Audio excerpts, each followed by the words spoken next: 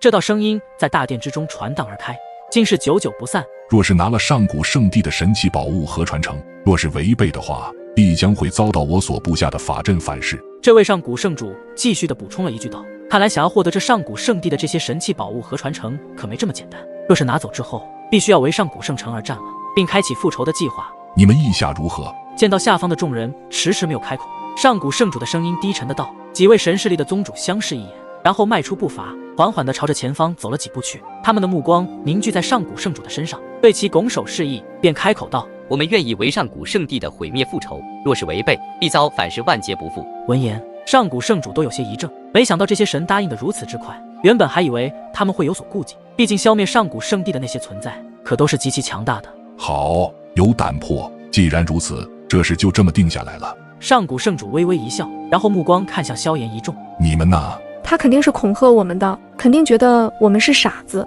我才不会不信。雨涵挑了挑柳眉，第一个不答应，便是不消地说道。而小垄则是没有说话，目光只是扫视着四周，似乎在寻找什么东西。剩下只有萧炎吞白炭对视了一眼，思考了片刻之后，白炭便是回答道：不管是真是假，我必须要夺得猪龙剑，不然以祖龙族如今没有祖龙的存在，怕是非常的危险，很容易就会被其他神兽族给入侵吞并。萧炎此前受祖龙的血脉传承，换一句话说，他拥有着祖龙族的神兽血脉，也算是其中的一份子。旋即也是无奈一笑道：罢了，可万一这位上古圣主说的是真的也不一定。既然现在已经走到这里，既然当时答应了祖龙的心愿，一定会守护好祖龙族，那么就要背负起这等重担。而且刚刚从那画面中得知，上古圣主所使用的武器便是猪龙剑，拥有极其强大的杀伤力，说不定日后自己还能换着武器对敌，也是对自己有益无害。然后见萧炎和白炭二人已经达成共识，那么吞身为神兽也同样答应，因为他已经在此处发现一件非常适合自己的神奇宝物。萧炎旋即一笑说道，众人都是点点头。萧炎二话没说，便是向前走去。只是不知道你入侵上古圣地的那些数万道黑影究竟是什么来历，一夜之间就将超神势力都能够毁于一旦，这样的力量实在是太过恐怖了。上古圣主前辈，我们也有个问题想要问你，不知可否回答？萧炎缓缓地说道。什么问题？上古圣主微笑道，前辈的上古圣地在曾经也是一方超神势力，如此强大的底蕴，为何还是在一夜之间就被那些黑影彻底的毁灭屠城，导致如今变成了一座死城？前辈可知晓对方那些黑影究竟是何方来历？萧炎说话间的语气也是逐渐的变得沉重起来。闻言，上古圣主无奈的摇了摇头。不过想起那些黑影，上古圣主的眼眸中充满着怨恨，但又有着无奈和绝望。是神奇联盟吗？见到上古圣主的神色变化，以萧炎目前对第一等级世界的势力了解，似乎只知道神奇联盟这等联盟巨无霸非常的强大，所以试探性的问道。听到神奇联盟四字，上古圣主的表情也是微微有些触动，不过下一刻则是轻轻一笑，摇了摇头。不是，将我上古圣地覆灭的是一群极其神秘的魔物，他们拥有非常强大的魔之力量。当时我无意间进入他们的魔域，体内的神之力量就被可怕的力量入侵，还好我及时运转神之力量，才勉强与之抵抗，最后付出了一些修为，方才从那魔域中逃脱出来。邪魔？萧炎根本就没有听说过有邪魔，毕竟第一等级世界乃是神界，难道说在这无尽广阔的神界中，有着一群极其强大的邪魔存在？正是，他们不是人也不是神，一群魑魅魍魉般的身躯，却拥有着不弱于我们天位神的超强力量。不过等你们日后成长起来，再为我上古圣地的覆灭开启复仇计划也不迟，毕竟对方的力量可不是你们这些神奇能够抗衡的了。上古圣主虽然嘴上这么说，实则心中也是一片迷茫。一夜之间就能够将整个上古圣地毁灭屠城的那等恐怖神秘势力，就连全盛时期的上古圣地都其无可奈何，最终以失败为告终。即便这些在上古圣地里获得了神奇宝物的这些各大神势力强者，真的开启了为上古圣地的复仇计划，想要与那般恐怖神秘势力抗衡，何谈容易？想必这也是上古圣主所表达的不甘吧。前辈，既然我们已经答应，如果日后我们真的有那等能力，我们必定会将那些曾经毁灭上古圣地的所有邪魔斩尽。好，有你们这些后起之秀，我相信那些邪魔必定会遭受到你们的覆灭，这个重担就交给你们了。上古圣主的出现也与萧炎以及各大神势力的强者交谈了许多，上古圣地被毁灭的秘密也浮出了水面。既然该说的已经说完，我身后便是所有神奇宝物和传承之地，各位接下来会有什么收获，只能凭借自己的机缘了。说完最后一个字之后，原本坐在龙椅上的上古圣主的身躯便是缓缓地虚幻了一下，最后消失在大家的眼中。见上古圣主的身影消失不见，各大神势力的神奇强者纷纷将目光投射龙椅后面的那一处大门。下一刻，众多身影便是全部暴掠冲去，然后以6位神势力宗主为首，直接旋转神力将这道大门推开。随着大门被打开，一阵风便是吹在了他们的脸上，并且这风十分的寒冷，如果没有神力及时护体，恐怕脸颊怕被这道冷气所伤。身后的神斩们紧跟其上，进入了大门之中。萧炎等人也没有多做停留，直接化为一道流光射入大门内。接下来才是此次上古圣地真正的争夺战了。各大神势力的强者进入大门之后，竟是一片荒芜的死城。虽然说曾经格外繁华，如今在这其中没有任何一人生还。不过在6位宗主的感知下，便是发现了在这座城市的最深处，有着诸多强大的能量不断的散发而出，想必那里便是神器宝物和传承的所在核心之地了。然而雨涵的美目扫了一眼萧炎，然后玉指指向前方深处道：从这里再深入的话，我们应该就能够达到上古圣主所说的传承之地了。闻言，萧炎的也是点了点头。传承之地基本上是他们此次上古圣地之行的最终点，据说那里是汇聚了上古圣地的诸多神奇宝物和强大的传承，同样也是当年上古圣主率领众多神奇激战那些数万道黑影魔物的战场。而且一旦到了那里，各方神势力的强者就会进行一场极其激烈的争夺战了，到时候恐怕局面就会变得危险起来。走吧。小垄对着这座偌大死城的深处望去，然后就率先化为流光急射而出。萧炎与韩吞吞、白炭四人也是立即跟上，一行人掠过天际。约莫费了半个小时之后，各大神势力的强者也是渐渐的发现，他们下方原本是死城的大地逐渐的分化，化为尘沙，然后他们的速度也是有所减缓下来，皆是面色凝重的望向前方。只见得在那里出现了一片看不见尽头的广场，广场四周的空间呈现破碎的姿态，整个天地间都是被笼罩在了两股非常可怕的威压之中。在那种可怕的威压之下，连天地都是在颤抖着。萧炎等人盯着那被破碎空间的巨大广场，也是忍不住的倒吸了一口凉气，身体渐渐的紧绷而起。在他的灵魂感知中，那座广场仿佛是一处真正的黑洞一般，令人感到无尽的恐惧之感。这应该就是上古圣主所说的传承之地了吧？这座巨大的黝黑广场仿佛是悬浮漂流的虚无空间之中一般，在其外围空间破碎，无数道空间碎片形成了空间乱流。当然最为恐怖让人感到恐惧的还是那自广场中所散发出来的两股可怕的力量压迫。众多神奇强者也是震惊于这座传承之地中的恐怖气息，但却并没有过多的畏惧其中的那两股可怕的力量。在几位神势力宗主的沉吟之下，便是相互看了一眼，好不容易闯到此处，自然不可能选择空手而回，其中可是有着上古圣主这等五重天卫神的传承，一旦谁获得这样的传承，那么今后就会脱离神势力的范畴，成为超神势力。片刻之后，几位宗主的身影率先掠出，最后穿过那些空间的乱流，进入到了那座黝黑的巨大广场中。当他们的脚跟踏入这座巨大广场时，顿时感觉到一股莫名的强大又可怕的压迫感笼罩在身躯上。在那等压迫下，他们甚至连体内的神力都在此时变得异常起来。不过好在这些神强者也并非寻常的神奇，当即运转天位神力，渐渐地将那等可怕的压迫感抵御了下来，然后这才缓缓地抬头望向广场之中。这一望顿时令得他们的心头忍不住一震，只见得这座巨大的广场中竟是有着无数座巍峨的山峰漂浮在天空，而大地上则是布满着深不见底的裂缝。这里的空间已经被打碎，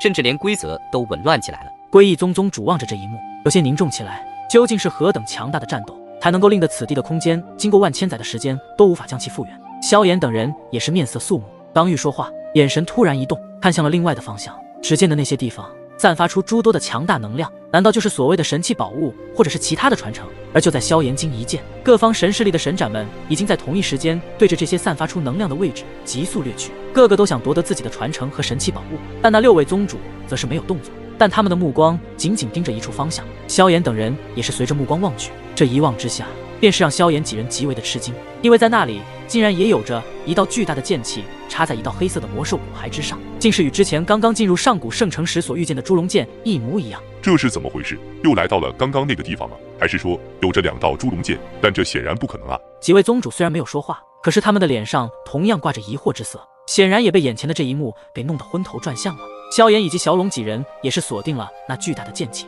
简直就是与此前所遇到的场景一模一样。而且此时唯一不一样的是，原本躺在地上的2只腐烂的魔兽尸体竟是不见了，就连归义宗宗主此前被那团黑气侵蚀倒在地上的身影也诡异的不见。这究竟是同一个地方还是2个地方？种种疑惑皆是涌上了他们的脑海中。那2只腐烂魔兽的尸体，还有归义宗宗主的身影，皆是不在此处，他们为何消失了？想了一会后，依旧没有想明白其中的缘由。他们也不打算一直去想这个问题，只要夺得上古圣主的传承即可。此前发现猪龙剑之下有着一道极其强大的力量，而且那股力量应该就是上古圣主传承无疑。所以在几位宗主释放出极其强大的神魂感应后，在这道猪龙剑之下，的确还是有着一道极强的力量。诸位宗主，接下来谁能够夺得上古圣主的传承，就要看各自的本事了。古刹宗宗主那阴森的话音落下后，率先掠出身影，直至朱龙剑。想要获得上古圣主的传承，那么必须将朱龙剑从那魔兽的骨骸中拔出来。此时，萧炎见到各大神势力的宗主以及众神斩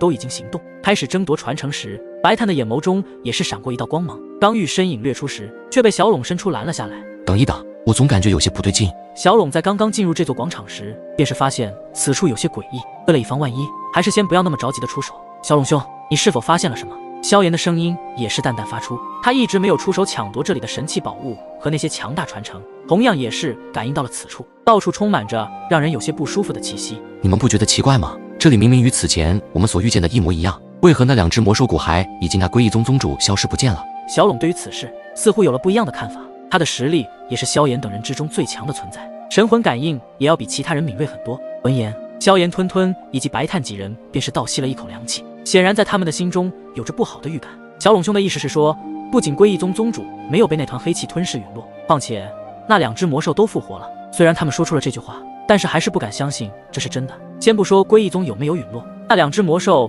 至少都是在上古圣的那场大战中已陨落，而且肉体都已经腐烂不堪。如果在这样的情况下复活，这实在是说不过去了。不过还没等需要等人想明白其中的意思时，突然在远处的区域上，嗡的一声，一道绿色光芒冲天而起，紧接着一股可怕的力量便是对着四周席卷而开，就连这天地空间都开始扭曲起来，竟是有着一道数万丈庞大的红光冲天而起，仿佛将这片空间给洞穿去一般。这等突然的变故，立即引得萧炎、小龙以及其他神器强者皆是面色一变，急忙的将神力灌注双目中，凝神望去时，只见的那一道数万丈的红光中，有着一道人影静静盘坐于其中，天地间的神力犹如潮水一般的在其身后疯狂的汇聚，隐隐间竟是有着潮汐之声缓缓传出。那人影是古刹宗宗主的双目微微闪动，竟是洞穿了那神力潮汐，并且也看清楚了其中那道人影的身影。旋即他的眼神一变，那道身影他非常的熟悉，赫然便是归义宗宗主归长星。看来归义宗宗主不仅没有被之前的那团黑气吞噬，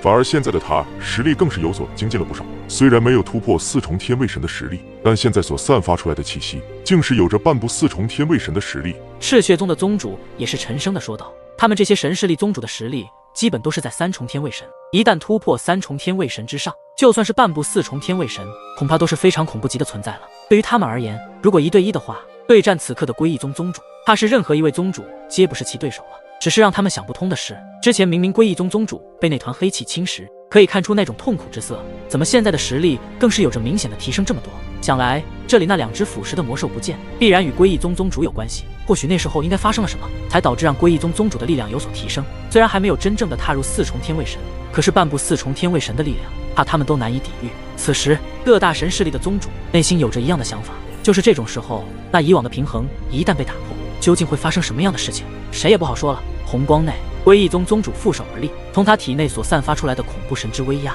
简直令得这片天地都开始疯狂的颤抖起来。那归义宗宗主的实力，竟是已经达到了半步4重天位神。感受着归义宗宗主的强大力量，其余的宗主脸色越来越暗沉，因为就算他们想要突破至半步4重天位神，都是非常困难的事情。曾经他们这些神势力的宗主尝试了诸多的神之资源，依旧无法让自身的实力能够迈出3重天位神，所以想要突破4重天位神是一件非常困难的事情。各大神势力宗主的目光闪烁起来，内心中也是暗暗感到震惊。没想到还是归义宗宗主先行突破半步4重天位神的领域，没想到在这上古圣地中，让归义宗宗主得以突破。而那6名3重天位神的宗主此时眉头微皱，显然对于归义宗宗主突破半步4重天位神而感到有些不满，但对此他们闻言也是无可奈何，这毕竟是3重天位神和半步4重天位神之间的每一重次都是有着极大，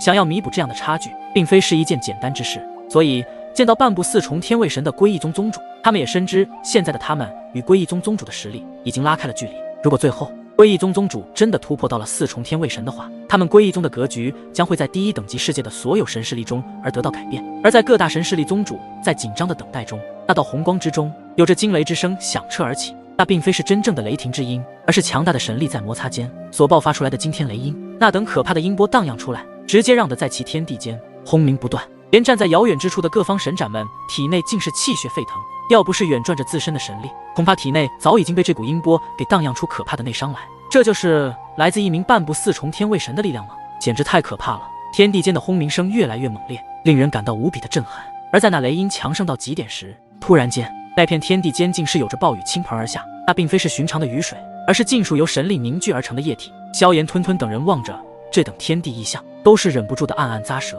这就是半部四重天位神的力量吗？没想到还能够引得天地气象变化，简直让所有神势力的强者感到不可思议。这道倾盆大雨足足持续了几分钟，那天地间的异象方才缓缓的消退，那道红光也是收敛，最后散去，一道人影也是清晰的出现在了各方神奇强者那紧张的注视之中。就算是那些6位宗主也同意如此。归一宗宗主的身影出现在了众神奇强者的眼前，只是那对眸子并不是漆黑之色，而是散发出忧虑之色，令人更加的感到一丝诧异起来。此时的归一宗在宗主他静立虚空，仿佛一方震天石，令得万物都是随其宁静而下。在他所散发出来的气息之中，却是有着一股凛然霸气，同时能够令得万物都会臣服。然而下一刻，归一宗宗主的那双幽绿色眼眸直接洞穿虚空，那处空间竟是被硬生生的撕裂开来。在其归一宗宗主的身后，有着滔天神力疯狂的呼啸，化为庞大的天位海，并所呈现的颜色是白色。白色天位海吗？这老家伙恐怕如今就连我们都无法与之单独抗衡了。果真是达到了半部四重天位神的层次领域。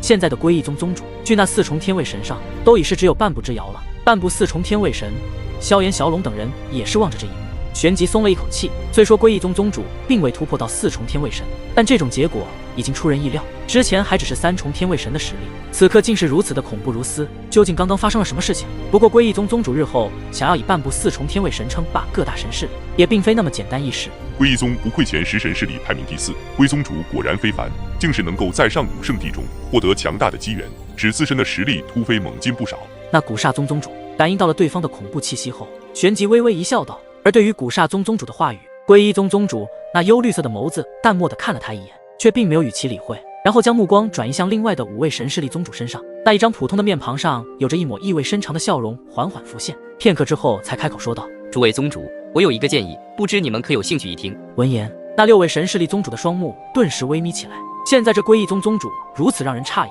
恐怕并不是什么好事。不知归一宗宗主是想要说些什么？剑神宗和九黎宗的2位宗主语气沉声地说道。然而归一宗宗主只是微微一笑，看似温和的笑容之中，却是有着一道极为霸气涌了出来。一直以来，我归一宗虽然在诸多神势力中排名第4，但是远远做不到甩你们一条街。但今日本座欲要整合除前3神势力之外，结合你们6大神势力的力量，让我们共同崛起。此等大事，不知6位宗主可愿意支持本座？当归一宗宗主这道雄浑声音响起之时，不仅各方神势力的众神斩眼中露出震惊之色，就连那6位宗主的神色都忍不住的突然一变。这归一宗宗主的实力明明未曾真正突破到4重天位神，究竟是哪里来的口气，竟然敢言明要统一他们6大神势力，就凭借半部4重天位神的力量不成？虽说很强大，不过想要一举对付他们6大神势力，究竟何来的信心？刚刚6位神势力的宗主还在争夺上古圣主传承，然而此刻他们的视线皆是震惊地望向屹立在上古圣城的上空处，隐隐间散发着一股摄人威严的伟岸身影，那便是归一宗的宗主。简简单单的一言，其中表明的意思却是再明显不过了。归一宗宗主竟是要试图将他们6大神势力都统一，此等雄愿，在这近数万载中，也有着不少强大的神奇强者试图要去做，但很遗憾，最终都是以失败而告终。原因很简单，就是实力还不够，始终难以出现一个真正除了前3神势力之外，能够震慑住6大神势力以及其他强大神势力的霸主。然而现在，这归一宗的宗主在实力突破至半部4重天位神的时候，就妄想要成为这万年载都未曾出现的霸主不成？虽然归一宗宗主的想法很完美，但6大神顶尖的宗主又怎会让他如愿呢？毕竟这些可都是一方神势力之主，皆是3重天位神的强者，谁不是心高气傲之人？他们怎么可能会舍弃这身傲气？对曾经平起平坐的归一宗宗主，如何能够弯腰呢？如果这归一宗宗主真的能够在实力上绝对压制过他们这些宗主，或许有这么一种可能。可是想要以半部4重天位神的实力，就要统一他们6大神势力，这显然还不太可能会实现，并且他们也没有那么畏惧半部4重天位神，除非是一名货真价实的4重天位神，那就另当别论了。所以为什么前3神势力他们无人敢撼动，就连现在的归一宗宗主也不敢有这想法？毕竟前3神势力之中，皆是有着一名4重天位神坐镇，哪一方神势力敢打那前3的神势力主意，怕是脑子不是进水，就是找死了。而且最为主要的是，在场的有6名3重天位神，就算联手对战半部4重天位神，也不是不可能。所以在归一宗宗主突然间公开这般独大的想法时，实在是让的各方神势力都是感到有些匪夷所思，不过同样也开始戒备起来。6名3重天位神的神奇强者眼光微微闪烁间，视线彼此交汇，他们皆是非常的清楚，如今这突变的局面，如果他们不联手对战归一宗宗主的话，怕是他们任何一人都不会是其对手。虽然刚刚我们都在争夺上古圣主的传承，不过此事关系到我们6大神势力以后的格局位置，所以还望我们暂且联手，先解决了这归一宗宗主，如何啊？说话的乃是剑神宗的宗主，他现在也是非常的明白，随着这一次的上古圣地之行，归一宗宗主怕是获得了什么机缘，让其实力大为精进，已经装逼界超越了他们这些宗主，日后怕是还真会被归一宗宗主统一了他们6大神势力。所以现在为了各自神势力日后的正常发展，必须要联手对战归一宗宗主了。古煞宗宗主见状，淡淡一笑，平静的道：剑神宗主所言非虚，这归一宗宗主现在的实力大涨，的确不是我们任何一人能够单独抗衡的存在。火谷一国愿意联手诸位对抗归一宗宗主。而见到古煞宗的表态，其余神势力的宗主也是点点头。既然古煞宗宗主都答应联手了，那么他们自然也不会拒绝。毕竟古煞宗宗主最大的绊脚石就是归一宗宗主。